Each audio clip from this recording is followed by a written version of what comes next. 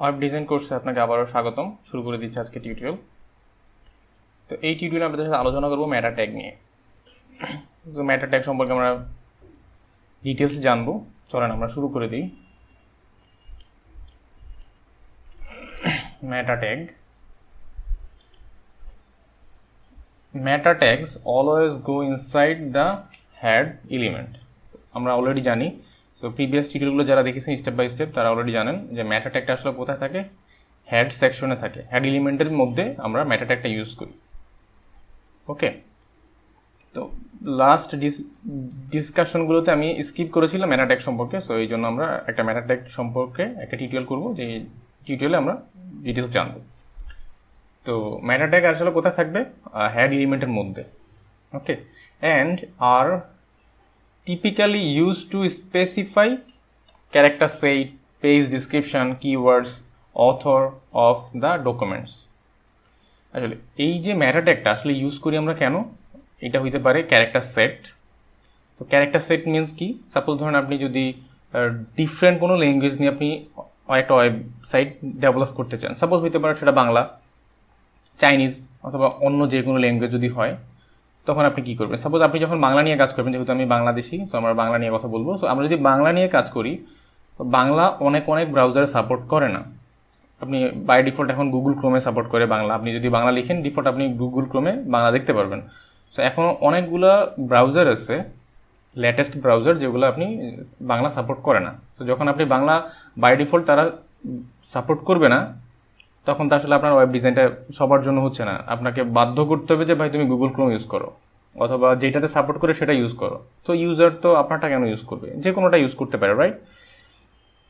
যাতে সবগুলো ব্রাউজারই আপনার জিনিসটা সাপোর্ট করে, সেই জন্য আপনাকে যেটা করতে হয়, ক্যারেক্টার সেটটা বলে দিতে হয়। মেটাতে আপনি কোন ল্যাঙ্গুয়েজ নিয়ে কাজ করবেন সেই ল্যাঙ্গুয়েজের একটা ট্যাগ বলে দিতে হয়, স্পেসিফিক এই ক্যারেক্টার সেটটা বলে দিতে হয় যে আপনি কোন ল্যাঙ্গুয়েজ নিয়ে কাজ করবেন। তাহলে সাপোজ যদি আমি বাংলা নিয়ে কাজ করি, আমি সেখানে লিখে দিব বাংলার জন্য আমাদের যেই ক্যারেক্টার সেট আছে সেটা আমি লিখে দিব। যে কোনো ব্রাউজারে সেটা চিনতে পারবে যে আসলে এই ক্যারেক্টার সেট নিয়ে ও কাজ করতে চায়। ওকে, সো আমরা ক্যারেক্টার সেট নিয়ে কথা বলবো অ্যানাদার ডিসকাশন, অ্যানাদার ভিডিওতে আমরা দেখবো কীভাবে বাংলা নিয়ে আমরা কীভাবে ওয়েব পেজের মধ্যে শো করতে পারি এবং কোথায় কোথায় প্রবলেম হয়, আবার সেটা কীভাবে রিজলভ করতে হয়, এগুলো নিয়ে আলোচনা করবো। So page description, so page ডিসক্রিপশনটা কি? সো আপনি যখন একটা অ্যাপ্লিকেশন অথবা ওয়েব অ্যাপ্লিকেশন বানাবেন, সো আমরা যাতে এই অ্যাপ্লিকেশন একটা ডিসক্রিপশন থাকে পেজের, তো সেই পেজ ডিসক্রিপশনটা আমরা মেটা ট্যাগের মধ্যে দিয়ে দিই।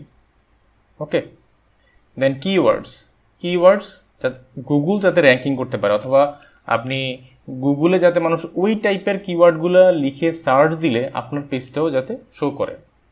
তো এই ট্যাগগুলো আপনার স্পেসিফিক যেই ট্যাগগুলো দিয়ে আপনি সার্চ ইঞ্জিনে র্যাঙ্কিং করতে চান, এসইও করতে চান, সেগুলো ম্যাট ট্যাগের মধ্যে দিতে হয়।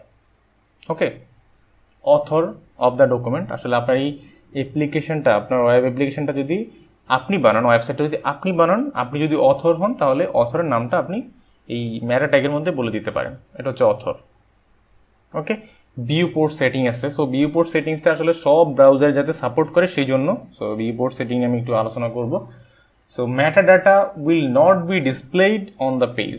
এই যে মেটা ট্যাগগুলো আমি বলতেছি, এই মেটা ট্যাগগুলো আসলে কখনোই ডিসপ্লেতে বা ব্রাউজারে ডিরেক্ট শো করে না।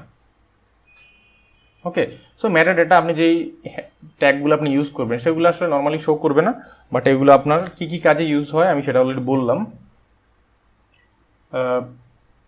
But it is machine parsable. Okay, এটা শুধু অনলি মেশিনেই বুঝতে পারে ভালোভাবে। যে যেমন আপনি গুগল র্যাঙ্কিং কিওয়ার্ড দিয়ে র্যাঙ্কিং করতে চান, এসইও করতে চান, সেই ক্ষেত্রে আপনি মেটা ট্যাগ ইউজ করবেন, ইন্ডিভিজুয়াল মেটা ট্যাগ। ডিসক্রিপশনের জন্য একটা, ক্যারেক্টার সেটের জন্য একটা, সেটা ব্রাউজার বুঝতে পারবে আসলে আপনার কোন ক্যারেক্টার নিয়ে আপনি কাজ করতেছেন, অথবা আপনার এই ওয়েবসাইটের মধ্যে কোন কোন ল্যাঙ্গুয়েজ থাকবে। ওকে, তো এটা আবারও বললাম, এটা আসলে কখনো আপনার ওয়েবসাইটে ডিসপ্লে করে না। দ্যাটস ইট, এটা ছিল মেটা ট্যাগ সম্পর্কে ডিসকাশন। তো আমরা একটা ডেমো দেখব। সো মেটা ট্যাগ, সো হেডের মধ্যে আমরা যেই কয়েকটা ট্যাগ নিয়ে আলোচনা করলাম, meta, character set. So character set যেটা বললাম, যদি আপনি বাংলা নিয়ে কাজ করতে চান, অবশ্যই আপনাকে লিখতে হবে UTF-8। তখন আপনার বাংলা সব ব্রাউজারে মোটামুটি সাপোর্ট করবে, আদারওয়াইজ করবে না। তো কিছু কিছু ব্রাউজারে করবে, কিছু কিছু ব্রাউজারে দেখবেন যে আপনাকে কোয়েশ্চেন মার্ক অথবা ঘর দিয়ে দিছে। ওকে, তো এই প্রবলেমটা সলভ করার জন্য আপনি যদি বাংলা নিয়ে কাজ করেন, অবশ্যই ক্যারেক্টার সেট একটা ম্যাটা ট্যাগ, হেডের মধ্যে ম্যাটা ট্যাগ যেটা আমরা দেখতে পাচ্ছি স্ক্রিনে প্রথম ম্যাটা, সেটা আমরা দিতে হবে। দেন ম্যাটা যদি ডিসক্রিপশন দিতে চান, যেমন সাপোজ আমি এখানে লিখলাম ফ্রি ওয়েব টিউটোরিয়ালস, ওকে, সো সেটা আপনি দিতে পারেন ম্যাটার মধ্যে। দেন ম্যাটা নেম, সো আরেকটা কিওয়ার্ডস আছে। সো এখানে এইটা হচ্ছে নেম অ্যাট্রিবিউট, আর এইটা হচ্ছে আসলে ভ্যালু। ওকে, এইটা অ্যাট্রিবিউট, এটা ভ্যালু। সো আমরা এই ভ্যালু অ্যাট্রিবিউট নিয়ে আমরা পরে একটা ডিসকাশন করবো, একটা টিউটোরিয়াল থাকবে, আমরা ভ্যালু সম্পর্কে, ভ্যালু এবং অ্যাট্রিবিউট কোনগুলো ভ্যালু কোনগুলো অ্যাট্রিবিউট ডিটেলস আমরা জানবো। সো এত অডিট হওয়ার কিছু নাই। সো এখানে আমরা যেটা জানবো নেম, সো নেম কি হবে, কিওয়ার্ডস, এইটাই দিতে হবে কিওয়ার্ডস। দেন আপনি কন্টেন্ট কি দিবেন, কন্টেন্টের মধ্যে আপনি আসলে কিওয়ার্ডসগুলো দিয়ে দিবেন একটা পর একটা যাতে HTML লিখলে আপনার গুগলে যখন HTML লিখে যখন আপনার পেজটা আসলে গুগল আপনাকে সাজেস্ট করে, CSS অথবা জাভাস্ক্রিপ্ট সামথিং লাইক দ্যাট। আপনার অ্যাপ্লিকেশনটা আসলে যেই টাইপের, যেটার জন্য বানানো, সো আপনি সেই টাইপের কিওয়ার্ডগুলো এখানে দিবেন, যাতে এই কিওয়ার্ডগুলো লিখলে আসলে আপনার র্যাঙ্কিং হয়। ওকে, সার্চ ইঞ্জিন যাতে আপনাকে সেটা প্রোভাইড করে। অথর নেম, সো ম্যাটা একটা tag name author. So content, আপনি এখানে কন্টেন্টের মধ্যে আসলে অথরের যে নামটা শো করতে চান, দেখাতে চান, সেই অথরের নামটা এখানে দিয়ে দিবেন। সো ভিউপোর্ট, তো ভিউপোর্ট অলরেডি আমি বলেছিলাম যেগুলো সব ব্রাউজারে হাইড উইড ঠিক রাখার জন্য আসলে এটা আমরা কাজ করি, এই ভিউপোর্টটা। দ্যাটস ইট, এই কয়েকটা, আমি আরও অনেকগুলো আসলে ম্যাটা ট্যাগ আছে, তো আপনারা ব্রিফলি দেখবেন কী কী ম্যাটা ট্যাগ আছে, বা যদি আরও আপনার কোনো স্পেসিফিক ম্যাটা ট্যাগ দরকার হয় সেগুলো নিয়ে আলোচনা করতে পারেন, বা এগুলো নিয়ে একটু গুগল করতে পারেন, অথবা W3 স্কুলে যান, সেখানে গেলে আপনি পাবেন। ওভারঅল আমরা এগুলো খুব বেশি ইউজ করি ফ্রিকুয়েন্টলি ম্যাটা ট্যাগ। সো আরেকটা ট্যাগ আছে, সেটা আমরা দেখব, সেটা কি, যেমন রিফ্রেশ ডকুমেন্ট এভরি 30 সেকেন্ডস। এরকম হইতে পারে যে আপনার যেই অ্যাপ্লিকেশনটা আছে অথবা ওয়েবসাইটটা আছে, সেটা আপনি 30 সেকেন্ড পর আসলে রিফ্রেশ করতে চান, তখন কি করবেন? সো এরকমও ক্ষেত্রে আপনি চাইলে ম্যাটা ইউজ করতে পারেন, ম্যাটা ট্যাগ। সো এর জন্য একটা ম্যাটা ট্যাগ আছে ম্যাটা, সো HTTP এখানে জাস্ট শুধু রিফ্রেশ দিতে হয়, ভ্যালুটা বলতে হয় রিফ্রেশ, আর কন্টেন্ট দিতে হয় আপনি কত সেকেন্ড পরপর চান।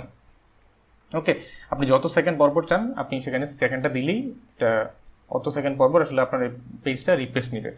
সো এরকম অনেকগুলো কাজে আপনার এরকম হইতে পারে যে আপনার পেজটা অটোমেটিক্যালি রিফ্রেশ নিতে হবে। সাপোজ ধরুন আমরা যখন ক্রিকেটের যত ইনফরমেশনগুলো আছে ওয়েবসাইটে, ক্রিকবাজ, ক্রিক ইনফো, সো এইসব অ্যাপ্লিকেশনগুলো আসলে কিছুক্ষণ পরপর দেখবেন যে ও রিলোড নেয় অথবা রিফ্রেশ নেয়। সো যারা এরকম করে করতে পারে, অথবা অন্য মেকানিজম আছে সেটা দিয়েও করা যায়। সো এই ছিল ওভারঅল ম্যাটা।